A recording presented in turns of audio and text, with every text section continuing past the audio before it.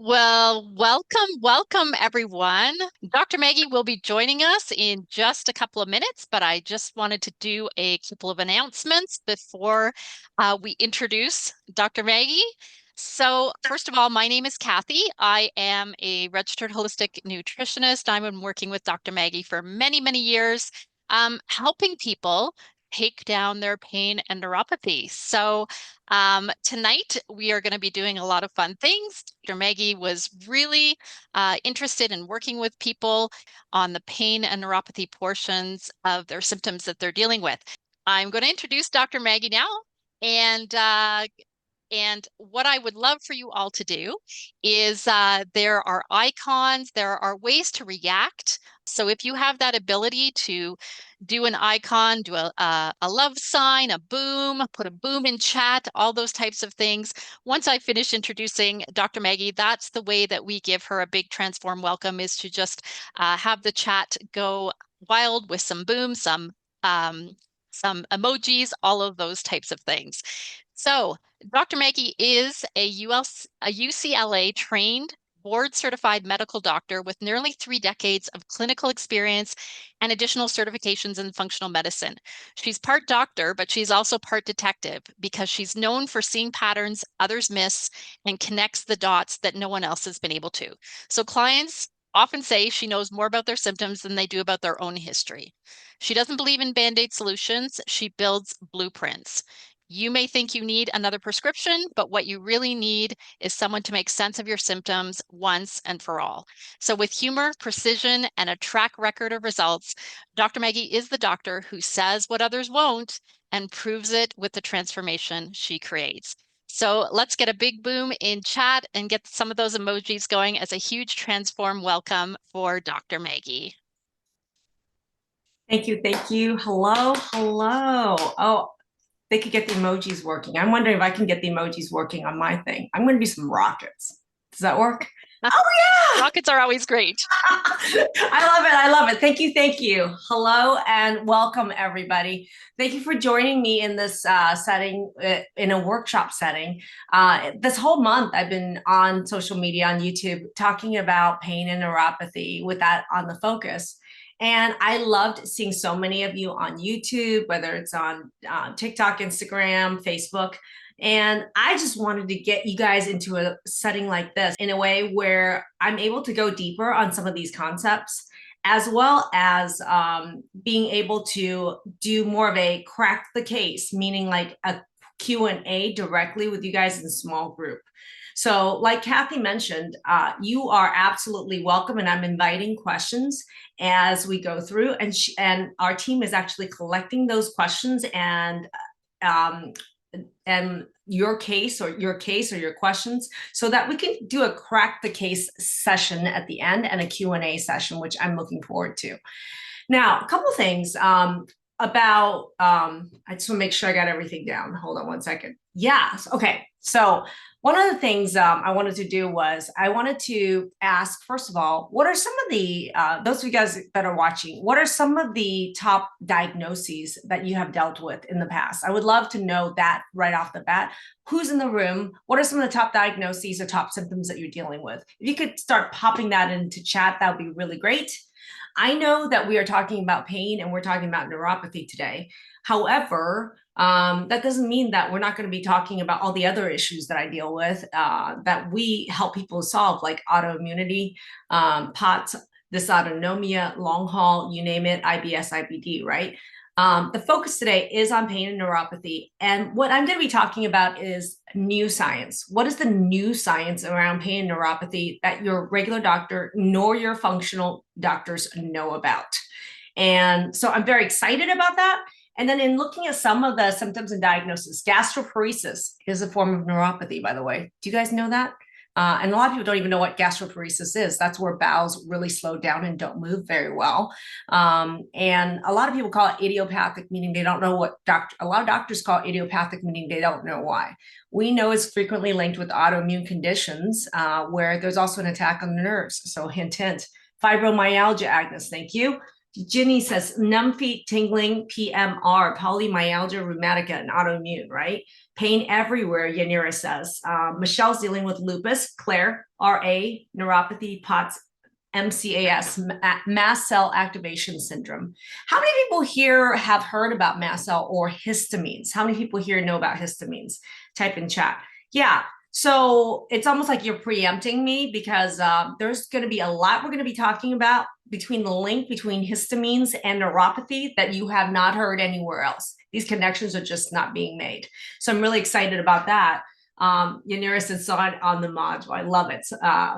No idea what is histamine. Okay, thank you.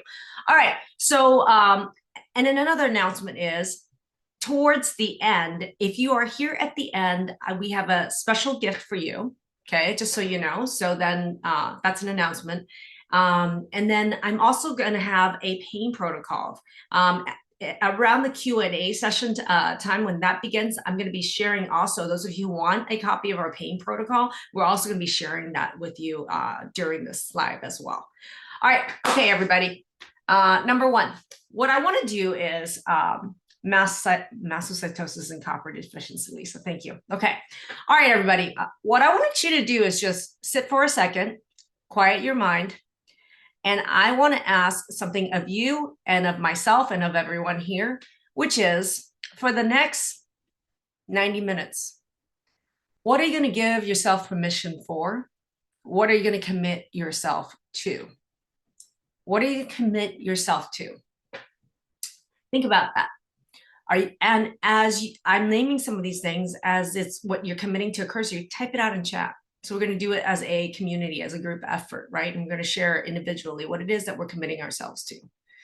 Are you going to commit yourself to learn? Are you going to commit yourself to grow? Are you going to commit yourself to being open, being curious? Are you committing to taking action, right? Are you giving yourself permission to release blame, guilt, skepticism? Are you committing for yourself to be hopeful or committed? What are you committing yourself to? I would love for you to type that and what is that intention? We're going to set some collective intention together for what we're going to be doing in the next 90 minutes. Let's take a look at what we are committing to. To heal. Oh, I love that. Okay. To learn and hopefully go with no pain, right? Committed to not multitask, to focus. Thank you, Anne. That's awesome. Michelle's open to learning and hopefully that I can heal. Lose the fear of pain. Yeah, are we committed to letting go of fear? Are you committing to letting go of fear, right? And Agnes is here committed to learn. Troy is committed to healing with the Transform program. Thank you, Troy. Willis, I'm committed to living, not just living, how about thriving, right? And Catherine says the healing journey and discipline. I love this. Thank you so much. Okay. Listen, learn, and live. All right, everybody. So we're going to go ahead and get things started. Now, something really important is that I'm here I want to, and my intention for this workshop is actually to really get to know a lot of you, to interact with a lot of you, and to be able to also answer some questions and crack some of the cases with you, right? So I also want you to know that what you're going to be hearing, see the kind of insights that you'll be hearing and seeing is something that comes from my 29 years at this point, 29 years. I'm an actively practicing medical doctor for the past 28 years. Sometimes I round up or down, 28 years. And a little bit about me and my background is that I was trained at UCLA, and I was trained and licensed as a family medicine doctor. I was a family medicine physician seeing kids in all, from basically birth to 99, in, all the different areas of health that a family medicine physician would cover. And I did that for the first 10 years of my career until I got sick. And I came down with mysterious symptoms like early menopause, fibromyalgia, neuropathy, TMJ, what is it? Why am I blanking here? The wrist pain. So Agnes, you're laughing at me. Carpal tunnel. There we go. Carpal tunnel, plantar fasciitis. I was late. I found myself I didn't find out until years later, and it was on my own research and on my own time that I had autoimmune issues, meaning immune system related issues. I actually had my immune system attacking my thyroid with Hashimoto's, right? And I also figured out on my own that it was the same autoimmune mechanism that was attacking my ovaries. So that's why I went into early menopause. And it was no accident later on that I figured out I have mixed connective tissue disorder, some chronic joint pain, prone to injuries, poor to heal, neuropathy. Guess what? All of it was connected. And so in solving these issues for myself, I was able to help. Well, there was a process in figuring out how to solve these issues for myself. But in the process of learning how to solve these issues for myself, I learned that there were a lot of concepts and systems and ways of thinking about problems that I wasn't trained in as an MD. And so the antidepressants, the birth control pills, the pain medications did not work on me. And so there had to be something more. Also, my labs were all normal. How many of you have been told that your labs were normal, but you don't feel normal? You know things aren't normal, right? So I hit that same roadblock, and that's why I had to dig deeper. And I had to think about how to take all my MD smarts, right, and combine them with everything else that I could learn that was scientific and data driven, and I put them together. And that's how I was able to solve these problems in myself. And over the last, wow, 18 years since then, I've been able to solve these problems for thousands and thousands of individuals we work with. So of course, I love working with people to solve these seemingly medical mysteries or seemingly having symptoms all over your body and doctors sending you to all sorts of silos. And we know they're connected, but now I truly know how they're connected. And so today, what I want to share with you is around this topic around pain and neuropathy is there's new science, new connections, and new systems that we need to think about that they are not thinking about that can solve this problem and that is solving this problem. All right. So first thing first, let's go into what is neuropathy. I would love if you guys can type, I would love if you guys can type in what you think neuropathy is or chronic pain. What does that mean to you, right? And it's not just around neuropathy. I'm talking all chronic pain and neuropathy, right? So when we think about chronic pain, and specifically, let's say we're talking about the issue of neuropathy, a lot of people think pain, numbness, sometimes tingling, right? And but there are some unconventional symptoms and diagnoses that people don't realize are actually neuropathy. By definition, neuropathy means there's something wrong with your nerves. Okay, something wrong with your nerves. People writing loss of sensation, misfire of electrical signals. I love that one. Cool. Inflammation, balance issues, right? Nicole says nerve pain, numbness, tingling in extremities, right? Why do extremities tingle and hurt the most? It's because they're the farthest away from the center of your body. Okay, so there's actually reasons why people, when we think about neuropathy or problem damaged nerve, the nerves that are farthest away from the center of your body are the most likely to be injured. Okay, they're the most likely to get injured because they have the least flow of nutrients, hydration, that whole flushing and deflushing, the detoxification, hardest to reach the longer the nerve is. So that's why tips of fingers and toes have the most, right? And then I just saw someone said autonomic. I love this. Thank you so much. Someone just said, Merritt just said, I have autonomic and peripheral. So let's go through some other ways with which people can have neuropathy, meaning something wrong with their nerves that aren't just pain, numbness, and tingling, right? There is tinnitus. Does anyone know what tinnitus is, right? Tinnitus, ringing in the ears, and Meniere's, where you have ringing in the ears and loss of hearing. It's a form of neuropathy because it's the nerves around the ears that are being impacted. Okay. Think about also how many people have heard about Guillain-Barré, Bell's palsy, right? Or how many people have long haul? These are virus related. After someone has a viral or infection, has a post-viral neuropathy. So the virus is attacking their nerves, right? Guillain-Barré is one, right? And Bell's palsy, but really a lot of what I see now is long haul. How many people here know they have long haul? And that's been one of the triggering events in the downward spiral in their health, right? And for some people, it can be the shot. But a lot of times it's the long haul, okay? So there's a viral aspect to neuropathy, infectious component to understand. And then I love the part where neuropathy is something wrong with the nerves. Well, where are nerves? Brain, Peripherally, sure. But there's a whole central core of our body. We have the autonomic nervous system. Someone wrote autonomic. So how many people here understand when I talk about what POTS is? Postural orthostatic tachycardia syndrome. Type in chat if that's you. How many people know they have dysautonomia? How many people have heard of the word vertigo? You know, where the room is spinning, right? These are all something wrong with the nerve. They're all neuropathies. But guess what? In the conventional medical world and the functional medicine world, they're not approached as neuropathies. How do you know with POTS, dysautonomia, and long haul have been told there's something wrong with their nerves and that it's a nervous system disorder and not a freaking heart problem? Right? So I want people to start understanding that there is a accurate new scientific way of looking at neuropathy that is more accurate, more comprehensive. And I'm going to dig into what are some of the secret causes of them that doctors aren't even really thinking about at all. Okay. So what I want to talk about next is I want to talk about some of the top diagnoses that we associate with neuropathy. Neuropathy is considered a symptom, right? In itself, it could be a diagnosis, but that doesn't mean it tells you what the cause is. But there's a lot of popular diagnoses out there where we associate with chronic pain or neuropathy. You want to type out what some of those are in chat, right? Diabetes associated neuropathy, right? So diabetes is one of the top diagnoses where we know, number one, it's an autoimmune condition, by the way. It's an autoimmune condition that involves the hormones associated with blood sugar balancing. Okay. And there's an autoimmune component to this, meaning there's an autoimmune attack against nerves. Yeah.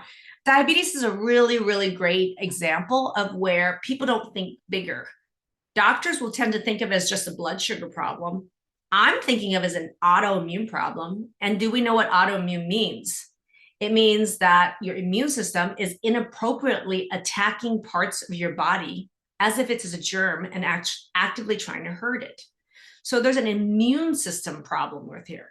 So some of the top diagnoses that people are going to be putting down here, Billy wrote PMR, polymyalgia rheumatica, an autoimmune condition against muscles, right? Agnes wrote fibro, right?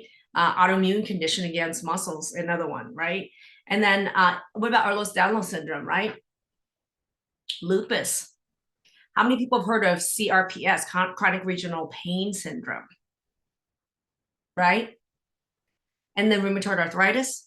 And then does anyone here have Raynaud's, or does anyone know what Raynaud's is? Type it in chat, right? Kelly? Yeah, okay, thank you. So Raynaud's, people think it's a blood vessel problem because people hands and their feet goes numb, or not numb, actually can turn really pale or blue and hurt, right? And people think it's associated with temperature change. Well, Raynaud's, for those of you who know what it is, and some people now just as I'm saying, they realize, oh, I have Raynaud's. Raynaud's is an autoimmune condition. And because the symptom is related with blood vessels constricting and relaxing, people think it's an autoimmune blood vessel as the target problem. Well, guess what?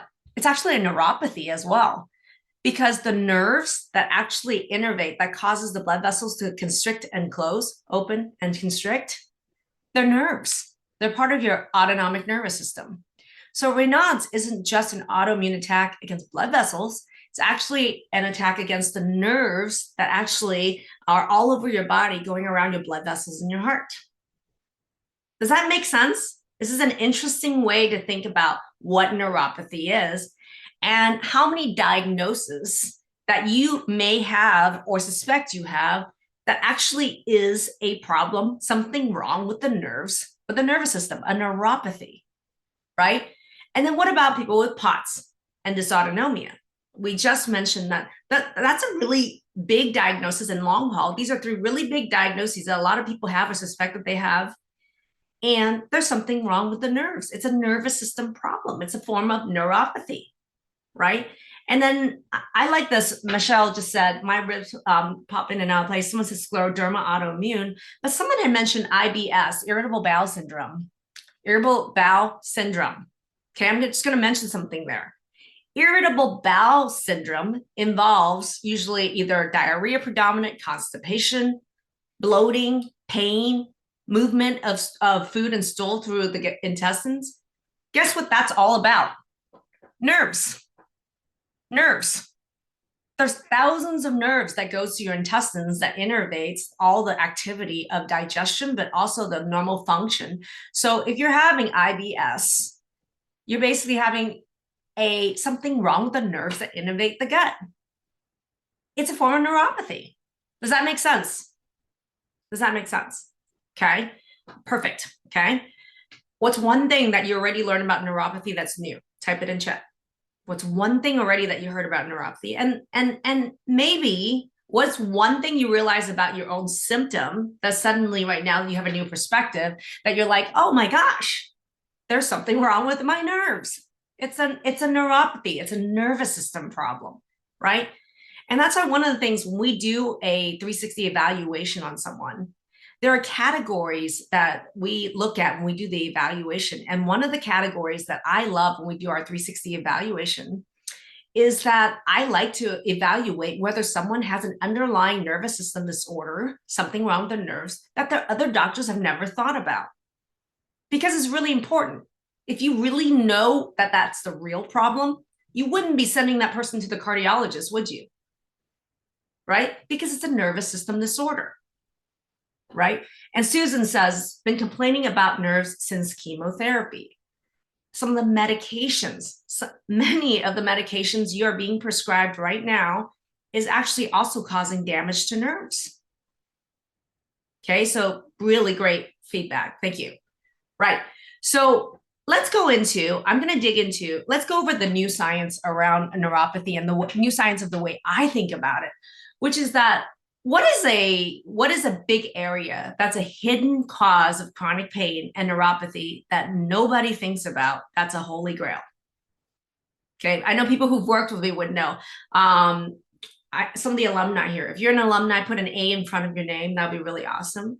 Right? And maybe some of the alumni would know what is like one of the biggest holy grail causes of neuropathy, damage to nerves or something wrong with nerves that doctors don't really think about, whether they're regular doctors or a naturopath or a chiropractor. And I'm going to start with talking about digestion. Okay. Thank you, Agnes. Digestion. Maria, 28, you rock. Thank you.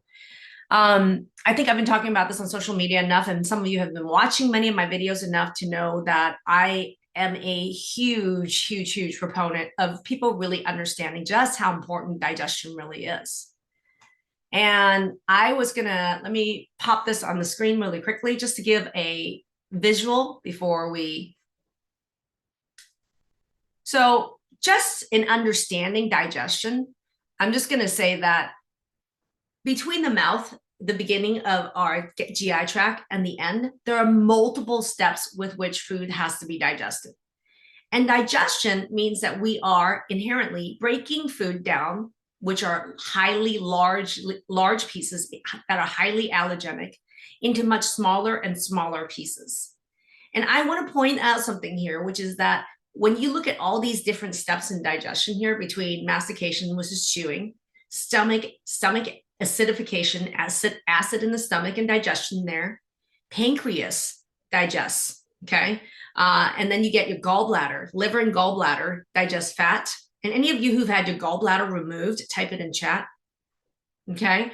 And then bacterial, in the large intestine, we have bacterial fermentation, which means that's not even your own gut cells, that's healthy bacteria in your gut that's involved in digestion. And then at the very end, it's elimination. And I wrote daily there as a reminder. And here's a fun, interesting reminder about this, which is if you are not pooping every day, if you're not pooping once a day, you're actually becoming recycler of toxins through your body. One of the biggest ways that we actually eliminate toxins is we have to poop every single day. So these are some of the steps involved in digestion, is a simplification of it. But when I work with someone, I really want people to really understand every single step there, because inherently, anybody that's dealing with neuropathy has a genetic predisposition where 100% of the people I work with who have chronic pain or who have neuropathy have one or many or all of these steps broken. And a lot of it can start at birth genetically, right? And interestingly, when even when we think about it, even when you think about your own childhood or your children, you can already see that there are signs of digestive issues that we doctors don't really know how to address. Like how many of our kids have colic? How many of them have intolerability to certain formulas? How many of them have reflux and throwing up, right? How many of them have eczema, ADD, food aversions, right? So we ignore it in our kids, and as we grow older, we keep ignoring these digestive problems. And one of the things that I want to talk about is how conventional regular medical doctors and GI doctors don't know anything about digestion. And I'm going to talk about the gallbladder really quickly just to bring in that point. How many of you have had your gallbladders removed? Because that's part of the problem here. I'm going to tell you. Anybody? Yeah, right. Gallbladder. Anybody who, and I'm going to tell you this. Anybody who has had the gallbladder removed, this is like the typical standard of care that we have in conventional medicine, which is that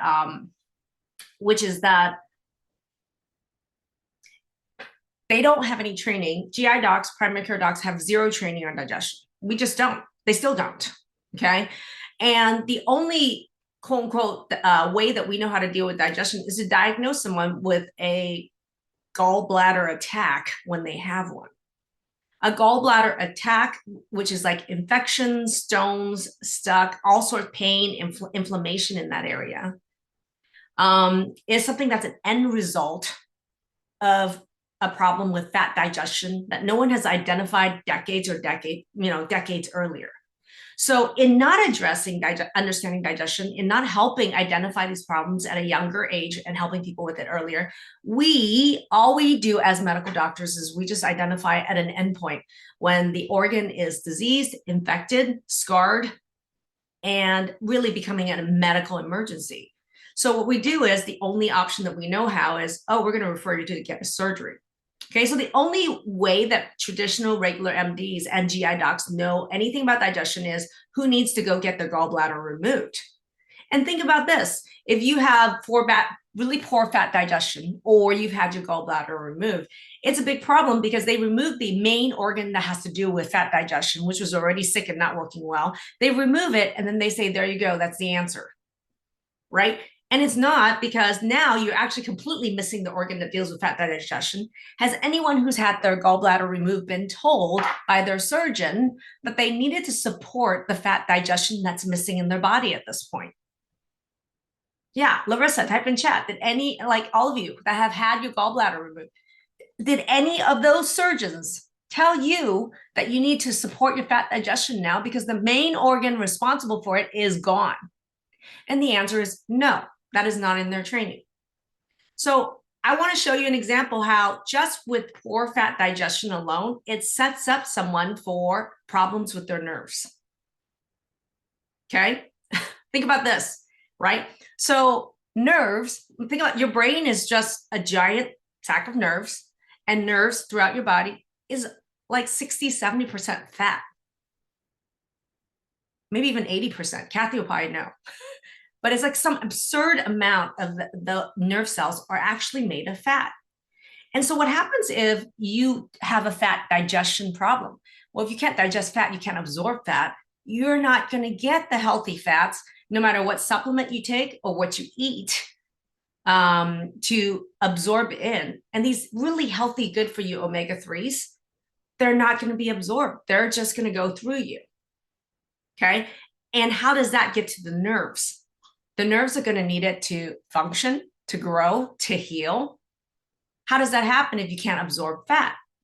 So I want to point out something here is that this is a critical piece that's like a missing part of the equation in which doctors don't think about it when people deal with chronic pain is how is somebody's digestion? Oh, and someone had the gallbladder removed. And could that be possibly linked to this problem? It is. Right? Does that make sense? Type it in chat if that makes sense. Okay. And I want this to make Complete mind-blowing sense. It's so simple. It's so accurate that it's bringing a point home for you. Yeah, like this is huge. And the other thing I'm going to bring in another example here is fat is the digestion is there to break down big pieces of food into tiny little pieces, right? And when food is really, really tiny, it's low allergen. When the pieces of food are really big, they're high allergen, meaning they look really irritating and allergenic to your body. So one of the points of digestion, every single step, is to break this food into tiny, tiny little pieces that are low allergen. Okay. Now, if your digestion sucks, guess what happens? You can't break it down to lower, smaller, and smaller pieces. That means that you have more and more allergens presenting itself in your gut, in your whole intestinal system. High allergy means that your immune system, the part that's supposed to be defending you and fighting germs, is busy sitting here saying, foreign, foreign, foreign, allergen, allergen, allergen. Let's rev up the whole allergy branch of the immune system to work overtime. And your allergy system creates something called histamines. Histamines. Okay, those of you who don't know what histamines are, whenever someone says that they have allergies going, itchy eyes, or their throat's closing up, the tongue is swelling, that's all histamines, right? My screen's a little stuck over here. There we go. Histamines, okay? And I want to tie in something. This is the new science around what is the connection between elevated levels of histamines and chronic pain and neuropathy, right? Yeah, interesting. A lot of questions here around the liver and the digestion piece. Okay, so I want to make a connection here around digestion and histamines, and this is really important. So when you don't digest food, then they are high allergen. Then your immune allergy system says allergy, allergy, allergy, and it's going to send histamines up, histamines up, histamines up. Now, histamines isn't just about itchy eyes and hay fever. So I want to show you guys something about what high histamines do, okay? And so I'm going to share my screen. Okay, so part of your immune cells, part of your immune system has an allergy branch. And the mast cell over here is the leader of the allergy branch of your immune system. Now, what you notice here is there's little receptors on this cell. And what it is there to receive allergens, okay? And if there's a high allergy load, these mast cells are going to start seeing tons of allergens bind to it. Allergy, allergy, red alert, right? And what mast cells are masters of doing is they create pockets of histamine. And over here, what you see is all the histamines being released, release, release, release, release. Danger, danger, danger. Okay. And histamines, certainly over here on this side, you see that there's allergy symptoms associated with it. So absolutely, right? Histamines would be related with itchy eyes, runny nose, however, and some swelling, itchy rash on the skin. We could see that, right? So there's some typical allergy symptoms we think of with histamines. And I just want to point out that there's also skin-related issues with histamines. So when histamines are high in any area or all over your body, what you find is your skin can get red, swollen, itchy, dry even, right? And so histamines can have an impact on skin. But I want to point out something here, okay? Right here, we're talking about neuropathy. So we're going to talk about the central nervous system. Histamine is a communication molecule that triggers all sorts of other helper cells to come help, okay? Now, histamines, when it gets near around nerves, when it gets near around brain, what does histamines really do? Well, if histamines is around nerves, it actually sends all these inflammation factors over, like it actually draws in water, swelling, pain, inflammation. It actually causes the nerves, the muscles around it to create inflamed factors like prostaglandins, cytokinins, that causes pain, okay? And it causes the electrical conduction of nerves to go crazy, okay? Anybody who mentioned electrical conduction, you're smarty pants, because nerve cells work by conducting electrical impulses through it. And when you have histamines all around these areas, it introduces all these inflammation factors around the length of the nerve, causing it to malfunction, overfire, misfire, causing pain, damage. Some of these cells that it recruits to come and remove the inflammation actually can cause damage to the nerves. How many people have had an ultrasound where it actually showed that some of the ligaments or some of their muscles or some of the nerves had what they call calcification? Calcification. Calcification is the name that we give to something that if it's chronically being damaged all the time, your body tries to help it out by depositing calcium on it. So anything that's calcified means that it's chronically being damaged and attacked. And it's part of scarring. Okay, so histamines in the periphery is awful. And it's one of the major triggers of chronic pain and neuropathy. So now, do you understand how digestion can actually be linked to high histamines, can actually be linked to more and more neuropathy or nerve damage or nerve pain? Type it in chat. I want to make this super clear. Now, the other part of this is the central nervous system has a lot to do with brain. Histamine in the brain is really interesting. Histamine in the brain is what we call a neurotransmitter. It's a hormone in the brain. And one of the things that high histamine does when it goes to your brain is severe anxiety, monkey brain, brain fog.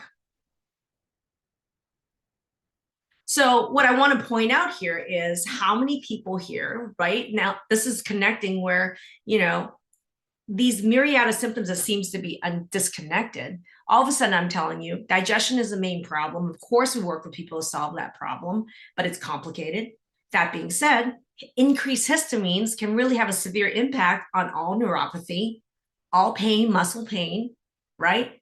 In addition to all the allergy symptoms that it can do, right? So now it's like, are you starting to see that there's a pattern? There's a histamine triggered pattern to people with chronic pain and neuropathy. It's not a little deal, it's a big deal. And I'm going to tie into the fact that histamine in the brain is a trigger for anxiety, brain fog, overwhelmed. That monkey brain in the middle of the night. Histamines. Boom. If that was an aha for you, type it in chat. I want to see what connections you guys are making.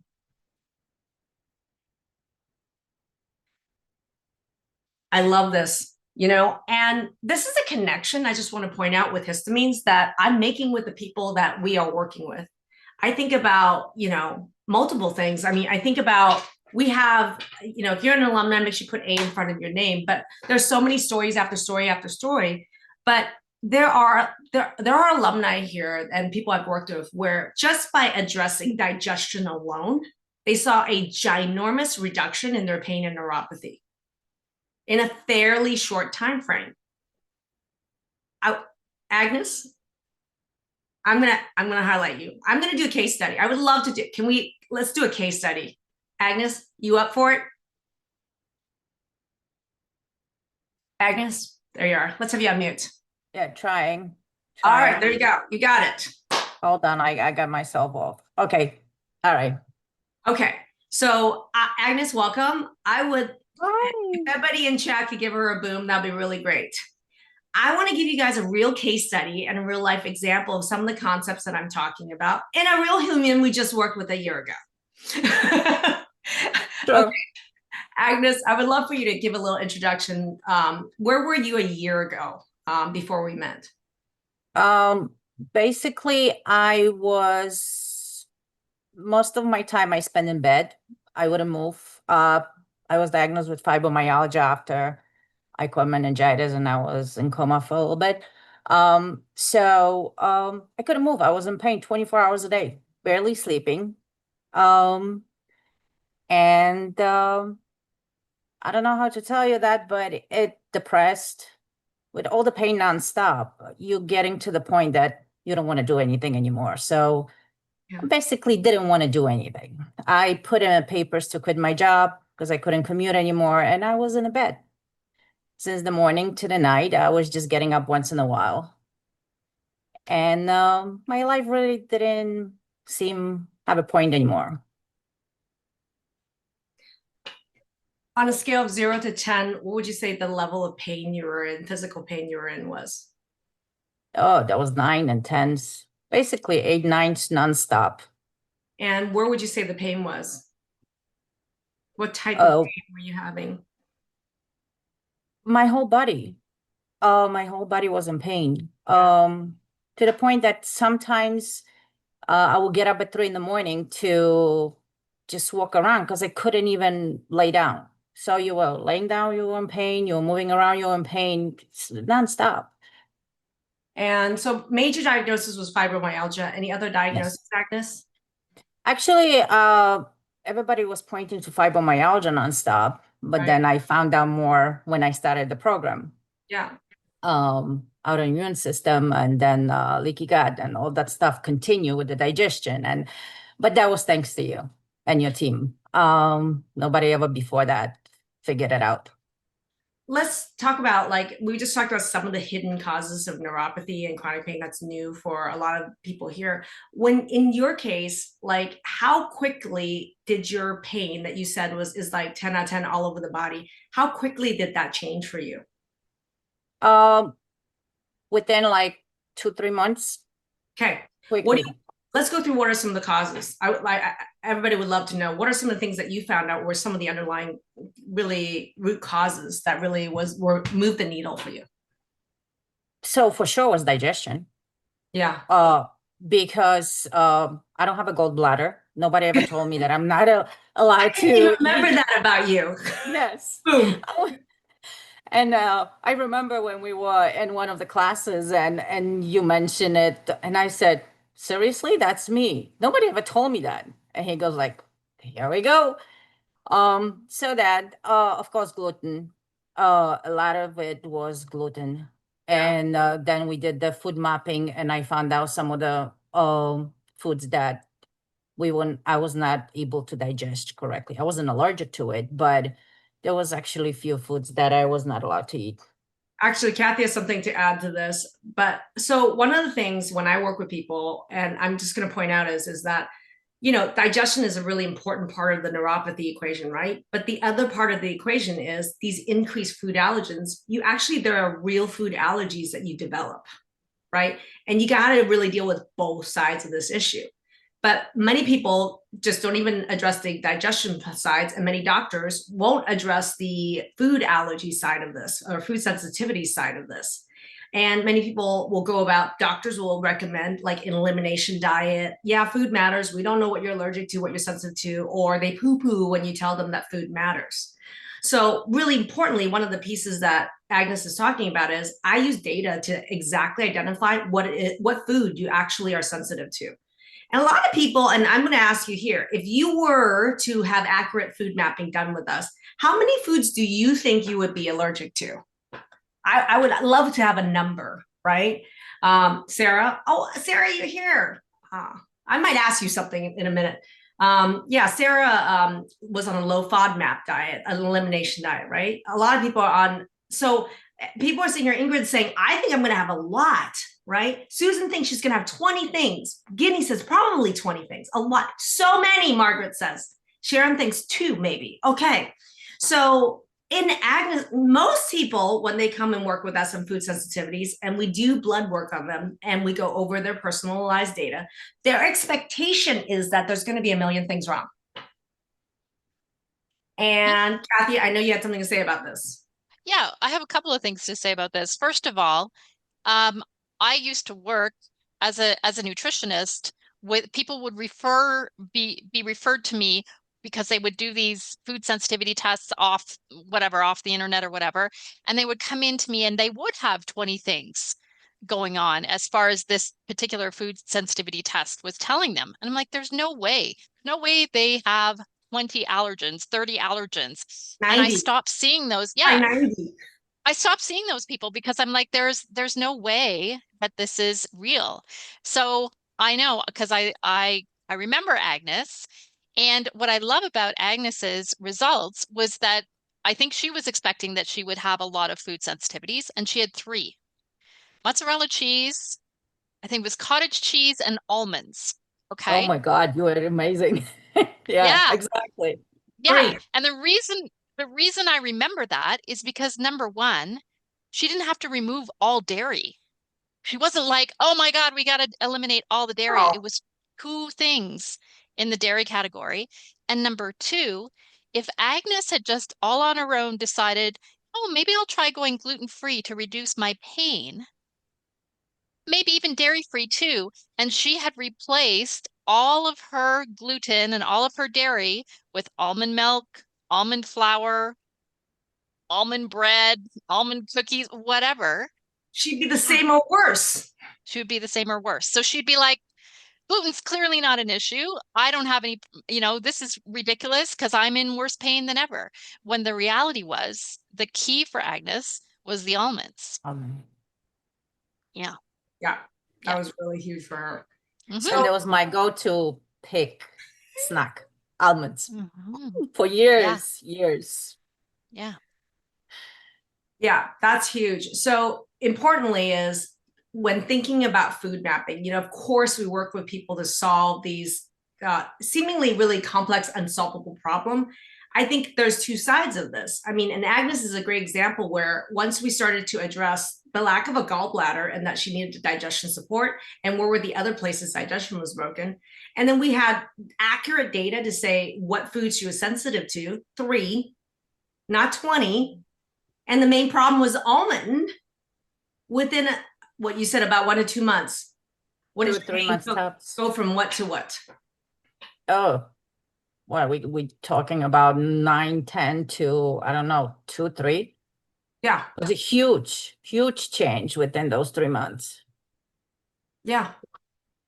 Thank you. I mean, and what did that mean for you as far as, I mean, and people will ask sustainability. Like, this is a year later now. I would like, oh, by the way, there's an interview that I did with Agnes that Ann did with Agnes a year ago on YouTube. So if you're interested in watching Agnes's full interview from a year ago, type it in chat. Our team will get it to you. But here's the thing. I love to interview people like maybe a month or 2 after we work with them. But I'm even more interested in finding out where they are 1 year, 2 years, 5 years, 6 years later, right? So where are you now a year later? I'm awesome, actually. My pain, yeah, I am. So 12 years, yeah, 12 years in pain, and then you actually can do whatever you wanted to do and whatever you plan to do throughout the year. So, it's totally changed thanks to you guys. And people don't realize the way that I got into this program is because I wanted to have a 1 day without a pain. 1 day was good enough for me. If somebody will tell me, get in, do the classes, and you're going to be 1 day without pain, I'll be happy. Look, now I'm a year and a half after. I'm traveling. I just actually came back from Las Vegas. Um, I'm flying. I'm doing whatever I really wanted to do. Like, my kids are older, so I don't have anybody, to stop me at home. Um, the only thing is it's a life change. You have to change your lifestyle. It's Yeah. not only that, okay, you went through the classes and you're gonna be fine. No, it's a change of lifestyle. The supplements, I still take the supplements. And it's a great thing. And half of my family is actually gluten-free now because of me, because they don't realize they're eating gluten-free when I cook. You tricked So, them. so yes, but yeah, it is. It's a great feeling, and I always love you guys for that. I will. You actually saved my life. If you think about it, you guys saved my life. I Thank you. love you, Dr. Maggie. Thank you, Agnes. Thanks for sharing your story. Thank you. Thank you. Welcome. So I want to share with you a real life example here, and this is very typical of the kind of story that I hear all the time. How many people in Agnes's story saw themselves, right? Which part of Agnes's story stood out to you, right? I am where she was. Abby says, okay, great, good, right? Because that means that you can get better. Here's something really important. That means you can get better. Okay. So before we move on, I do want to say this really importantly is I do work like this aspect around food mapping. It is a huge area that I work with. And in food mapping, like in evaluating digestion and all the data around food sensitivities, I do want to say something about the testing that we do around food sensitivities. Okay. And it's the science around this I really want you guys to understand, which is that food sensitivity testing out there sucks. So this is why so many people end up being on elimination diets, because they're either on an elimination diet because they were told to do it or they researched it on the internet, or they were told that testing for food sensitivities suck or are not accurate or has a lot of overcalls. And they're right.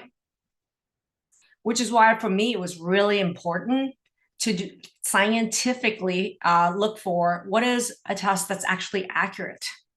And can I do 10,000 of that test so that I know every intricacy in and out of that test so that I can accurately tell someone what it really means with exact precision.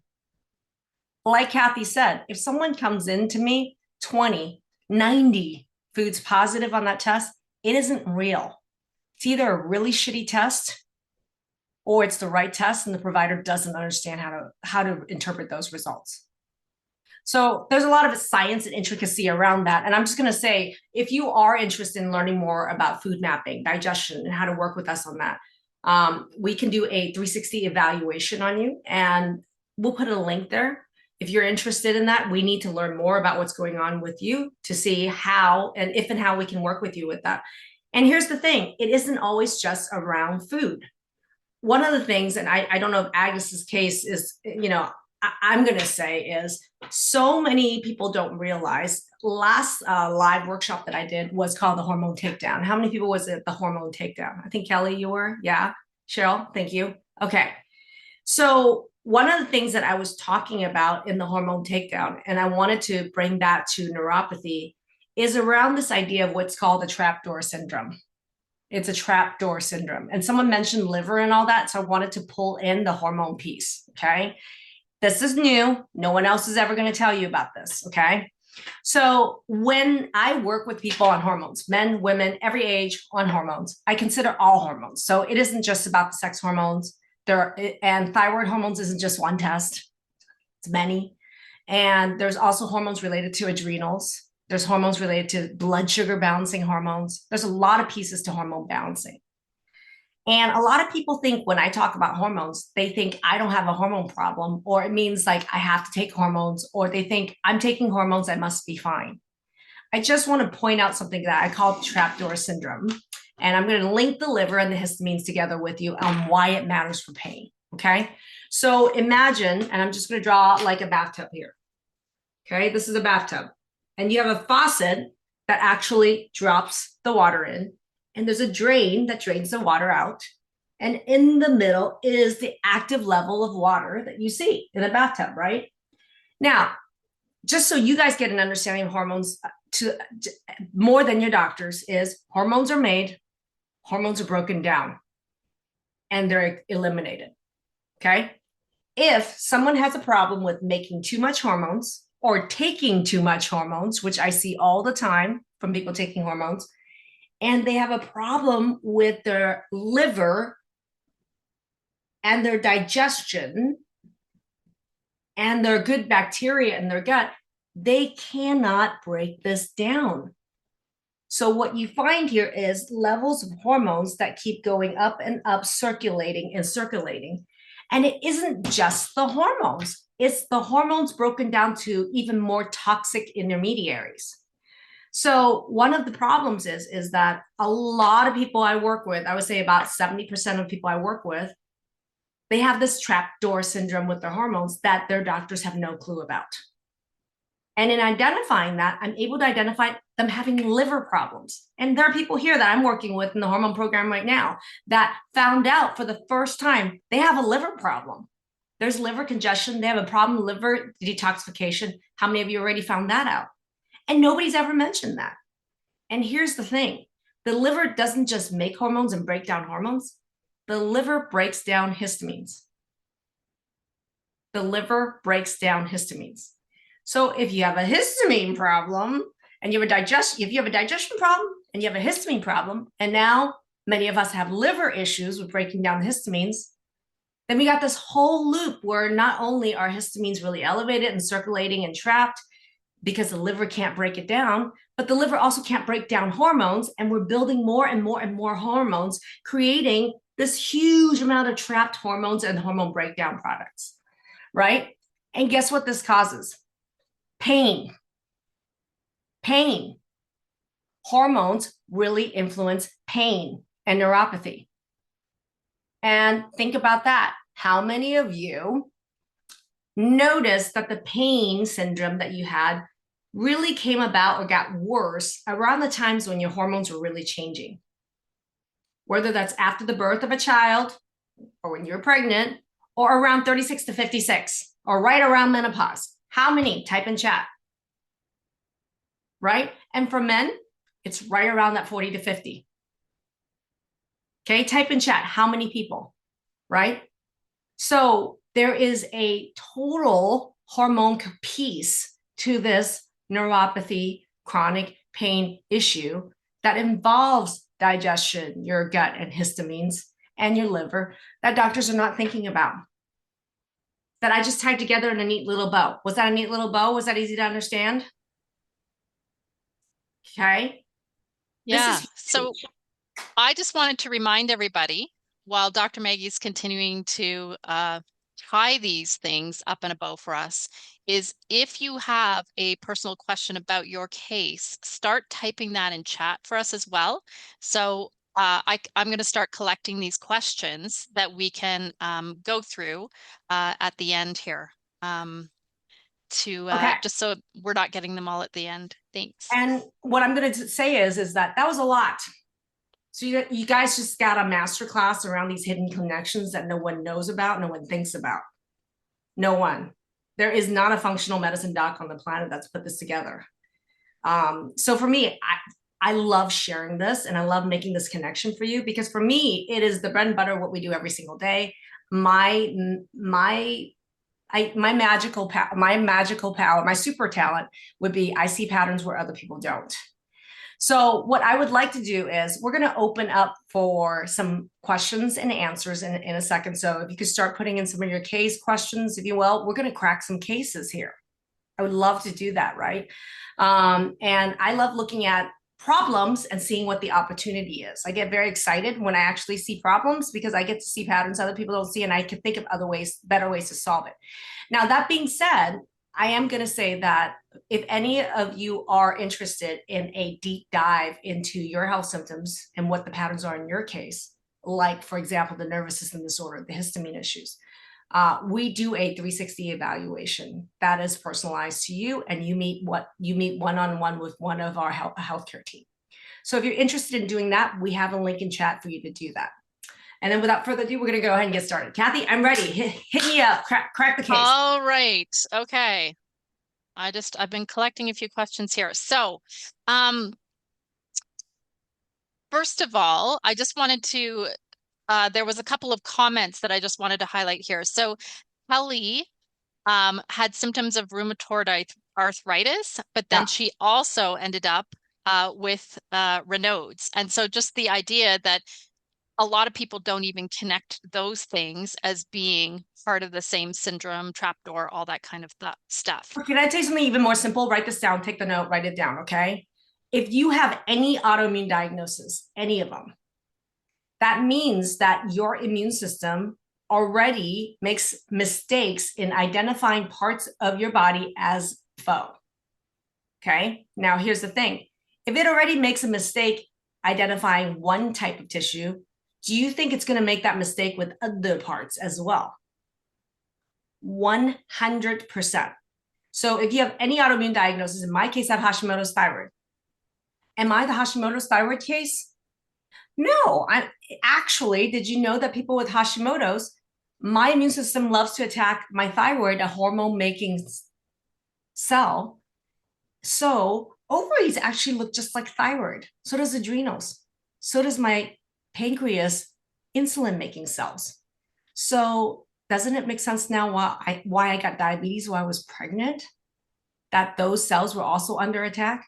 Doesn't it make sense at 36 years old, I went into early menopause because my ovaries cells were under attack? Because I don't just have Hashimoto's, which means only my thyroid is attacked. I also had my immune system is prone to making that mistake multiple areas around the body. So it's never just one thing in an autoimmune disease. It's never just one diagnosis. And that's the fatal flaw of how autoimmune disease is dealt with in the public. So people with Hashimoto's are going to get tons of mixed connective tissue disorder. I learned that myself in myself. People with POTS have tons of Ehlers-Danlos Syndrome. People with Ehlers-Danlos Syndrome don't have just autoimmune attack against their tendons, but also against the nerves. They also have Raynaud's and neuropathy. So it's never just one target in autoimmune. So one of the most important things and the most important work that I do is I don't corner you into what is the diagnosis. Do you have a diagnosis at all? I assume what the underlying systemic problems are that needs to be fixed that's fueling all of the attack. So I kill 1,000 birds with one stone, right? When you really get to what's causing the problem, you understand, rather than playing whack-a-mole all over the place. I'm going to see the rheumatologist for that. I'm going to see the neurologist for that. I'm going to see the gynecologist for that. Well, what we're talking about ties all those pieces together. That's how I think, that's the patterns I see, and that's how I solve these problems. Does that make sense? Perfect. Yeah. Right. Okay, so Susan had a question earlier on, and then someone else said that was their question too. They were told that when they got their gallbladder removed, that their liver still secreted bile and that there was no issue with their digestion. Where? The only outlet of the bile from the liver is through the gallbladder. Once you close the gallbladder, no bile goes into your intestines. That is wrong. Scientifically, factually, false. There you go. Mm-hmm. Yeah. So next up we have Abby. Abby is going to be 32. Mm-hmm. And she's had 10 years of pain and just feels very much like Agnes did, very depressed, overloaded with medications. She doesn't know where to start, what to ask, because she didn't have a baby until she was 30. So she's wondering what precipitated this. Why would it start at 22? Why would Her pain and symptoms start at 22, just yeah, seemingly? what could be other causes besides not having a baby is really what the question is, Abby. Correct. Right? Type it in chat, Abby. Because hormonal change, times of hormonal change is just one trigger, right? And in speaking about COVID and long haul, it's just another cause and example. So, for example, there are certain super infections like COVID. When COVID infects, it's not just a cold. COVID loves to attack the nervous system. COVID loves to attack the gut. This is why, what are the symptoms of long haul? The symptoms of long haul is chronic fatigue, vertigo, nausea, worsening food allergies, right? So there are other triggers that can trigger autoimmunity. There are other triggers that can trigger chronic pain, including COVID, right? Sometimes even the vaccine is a reaction to the vaccine, right? And there are other triggers and the other aspect of this is food can be a trigger. Food, like I mentioned, can be a trigger. Example, I think Sarah in here, one of the alumni we work with, gluten. I don't know if Sarah's up for sharing her story. If you're still here, Sarah, I saw her in the chat. But this is a really good example of where food that you eat every single day, you don't realize it, but at a certain point, it takes its toll and it starts a series of symptoms, right? In Sarah's case, if she's not here or doesn't want to speak, one of the things is that gluten sensitivity was identified by our team with her. And it's really common for someone with gluten, when we identify a gluten problem, that when they go gluten-free, that symptoms of swelling and pain can be dramatically changed within a matter of, there you are, Sarah. Hi. Okay. Do you mind sharing your story with gluten and what happened with you? Food matters, and Sarah's a great example of that. Absolutely. I pretty much thought I was fine my whole life. And then I broke my leg about 5 years ago and just started a really steady decline. And I ended up in pain, similar to Agnes. Honestly, 3 years. I cried every single day for 3 years straight. My back, it hurt. I went to 24 or so different doctors in 3 years, talking about everything from pain to food, gastroenterologist, allergist, you name it, I went to it. If the specialist existed, they sent me to them. And I got nowhere. And after my third new primary care doctor this year told me that I just needed an antidepressant and that was the solution, I went and I found Dr. Maggie. And she is the first doctor in my entire life who told me, I think you need to be gluten-free. I went gluten-free. And I was getting pain shots in my back, 4 of them every 3 months, like clockwork for 3 years. For the first time in 3 years, I have not had a single pain shot in my back, not one, since I started working with her. And I honestly joined her program 3 months ago, July 14th. And 3 months later, I have not had a single shot since. You were holding out on me. You never told me this. I'm so proud of you. I am so proud of you. Thank you. Thank you. I mean, I want to show you, like, this is a great example where food matters. I mean, I know we worked on digestion and we worked on hormones and a lot of other areas, but you were the one where when we identified gluten as a problem, how quickly did you notice that change for you? Like, how quickly? What was the time frame? I mean, immediately. So I've always had rosacea my whole life. And I also had ketosis pilaris, which was like little bumps on the top of your arms, for anybody who doesn't know what that is. And within 3-4 weeks of going gluten-free, I was in the shower and I just touched my arms and the bumps were gone. Yeah. I can't even tell you when it happened because they had been there my whole life and they were just gone within the first month. Sarah, you do know that is actually one of the physical exam findings of someone with gluten sensitivity.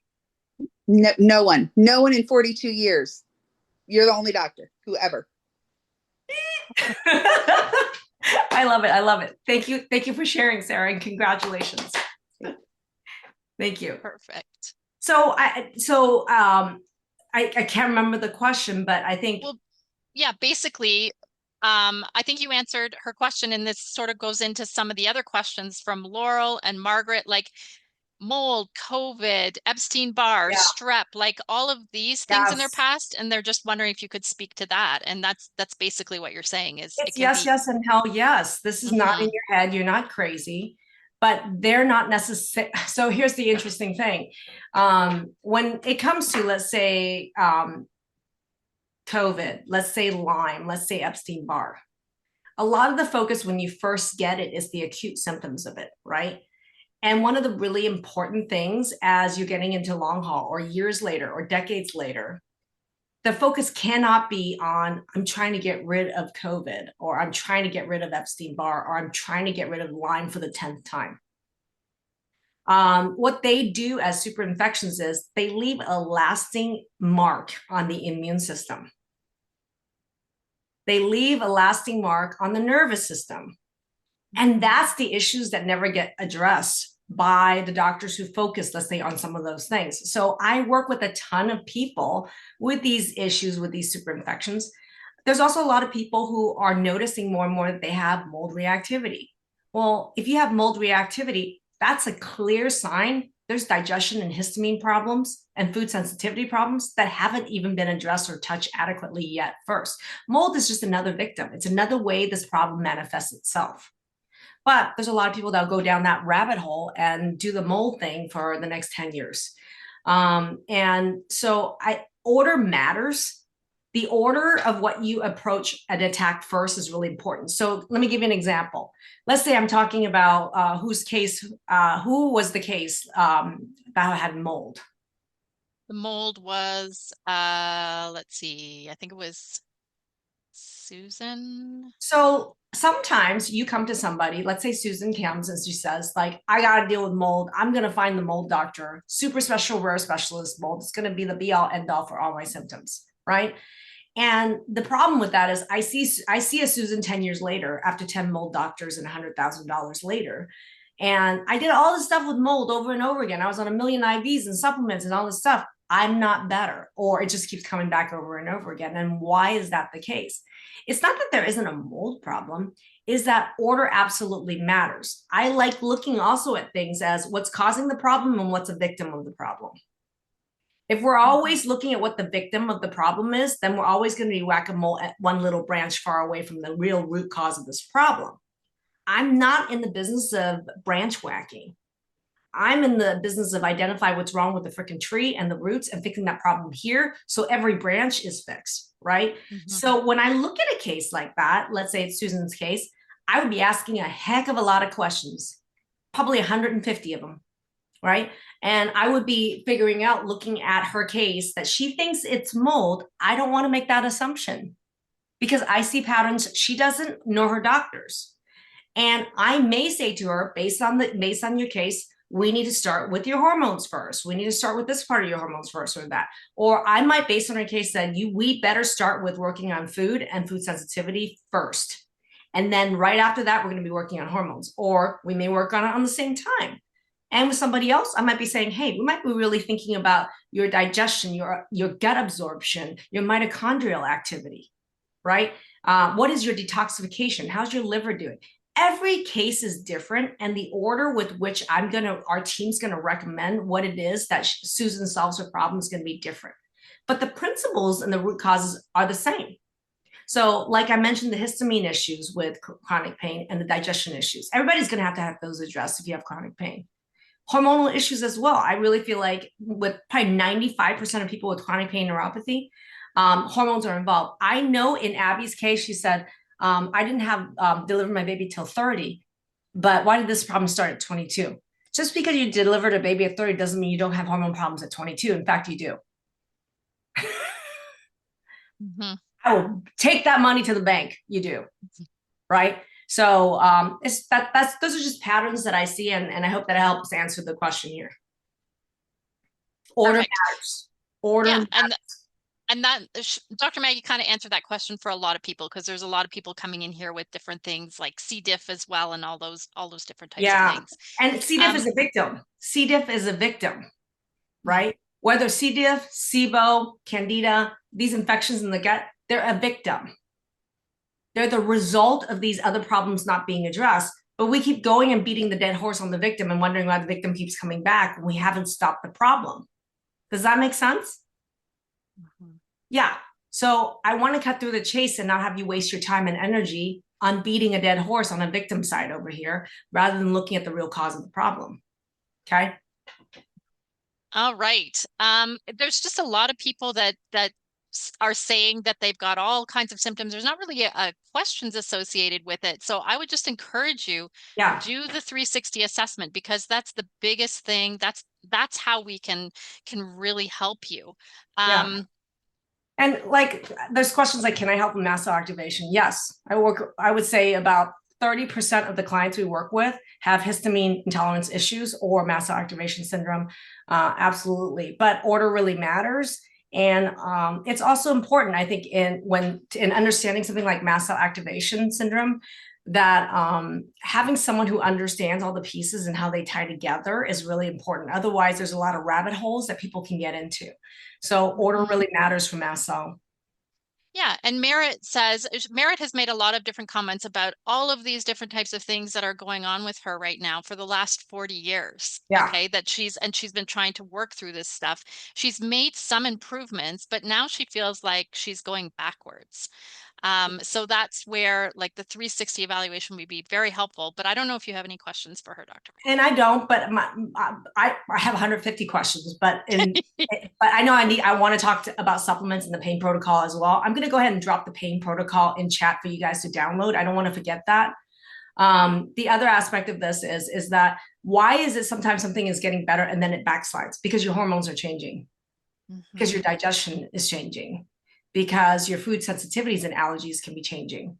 Your gut absorption can be changing because you can get an infection like with COVID, right? So that's why. So, which is why it's really important that you have a doctor and you have a medical team that really asks all these questions so you can get a clear answer. And there's also testing and data that we do that really validates that for you. It's medical facts, it's not my guess. I don't guess. Okay. I show you medical facts. There you go. Mm-hmm. All right. So one of the things is, so yeah, absolutely. I would encourage, if you're interested in more specifics about your case, let me ask those 150 questions. That's our 360 evaluation. There's a link there for you to do. I do want to share our pain protocol. How many of you want the pain protocol? It is in the chat for you to download. That is a supplement protocol. I do want to answer some of those questions around it as well. I'm a root cause queen. I want you to know that. But at the same time, I'm really passionate about educating people about around supplementation and why they work and how they work. I just did a live last week going over the specific of how and why the mechanisms of some of these supplements work. But I want to point out a couple things here. And I just want to give a couple tricks to supplementation, which is that front loading of the right supplements really matter and the right combination of ingredients really matter. Move Me is our flagship. And Move Me, I never go without. I always have it in my house. And the reason is you don't want to wait till you have pain to go and order Move Me. And Move Me, you really want to front load it. And it has key ingredients in there, specifically with the herbs like curcumin and boswellia. Boswellia works so well in conjunction with curcumin because you have a fast-acting versus a short-acting versus a fast-acting, and then the mechanisms are different as well. So there's immediate, but there's also long-term relief. But something in Move Me that I want to talk about is what's called proteolytic enzymes. So we have proteolytic enzymes in our digestion. This is where digestion, so we'll go back to digestion. But proteolytic enzymes, some of our digestive enzymes are proteolytic, meaning they break down dead protein. In Move Me is actually these specific enzymes, and they're made to break up scar tissue. They're made to break up calcifications, and that's what we call proteolytic enzymes. That you cannot get that in a prescription. Okay, so you sure as heck want to get it in a natural product in high doses that freaking works. So the combination in Move Me, you want to front load it, meaning the first days you take it, 4 in the morning, 4 at night, front load it.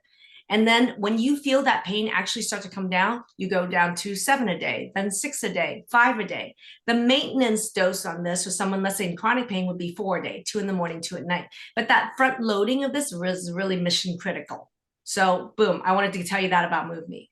SPM is the Pac-Mans that eat up inflammation around the nerves. Okay, so 2 a day is all you need. You don't need to front load it. 2 a day. Okay, it's a really important molecule. It literally goes where the inflammation is and eats it up like little Pac-Mans. Okay, and then omega 1000 is fish oil. It's very anti-inflammatory. It's that healthy fat in nerves. Nerves need healthy omega-3s in high quantity, high quality. So what is the right dosing for someone with chronic pain and neuropathy of omega 1000 would be 4,000 milligrams a day, 2 in the morning, 2 at night, 2 in the morning, 2 at night. That's also the same dose that I recommend for people with autoimmunity. Okay. And bonus, okay, there's a page 2 of this pain protocol. This is the daily reset bundle, which to me is the foundation everyone needs. But I'm going to go through really quickly. If you do nothing else from today, like freaking go get digested. Okay. 1 with small meals, 2 with big meals. Start with your digestion and start with digested. And the reason I like digested is it covers every single step that's broken in digestion. So I don't have to assume, and you don't even have to figure out which step is broken. You just take it. 1 with small meals, 2 with big meals. Start it, right? And digestive enzymes are also proteolytic. So when you actually improve your digestion, you're actually helping your whole body's ability to break down scar tissue and inflammation. Okay? Boost Me is a methylated B vitamin complex designed to go to nerves to help them heal. Nerves really need methylated B12, P5P, niacin. There are all these parts of B vitamins that has to get through the stomach, into the bloodstream to all these nerves that are really far away from your body. Boost me. 2 in the morning with breakfast.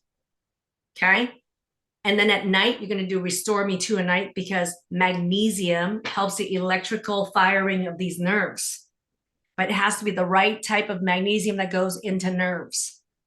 95% of the magnesium on the market is not the right form of magnesium that gets into nerves. So Restore Me is just 2 at bedtime, helps with magnesium deficiency big time, and it's the kind of magnesium your nerves need. Okay, so and so this is part of the pain protocol. Make sure you download it. I wanted to make sure I also deliver a supplement training for you guys. And if you have questions around supplements, I'm happy to entertain. I just want to respect everyone's time, because I know I said 90 minutes. So are there any questions around supplementation? I would love to answer any of that. So we've had a couple of questions on people who have sensitivities to certain supplements or ingredients, or I can't take any supplements. I react to everything. Yeah. So could you respond to that maybe? Well, it's kind of vague. Are you telling me that? Oh, so basically, someone who is sensitive to all supplements, that's not a supplement issue. That's not a supplement issue. It's impossibly sensitive to all supplements. That's a digestion issue. Okay. So you're going to take that to the bank.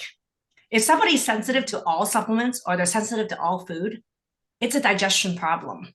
So my recommendation is really like, do the 360 assessment. You really need to work with a good professional on figuring out what's going on with, you need to work with me on your digestion.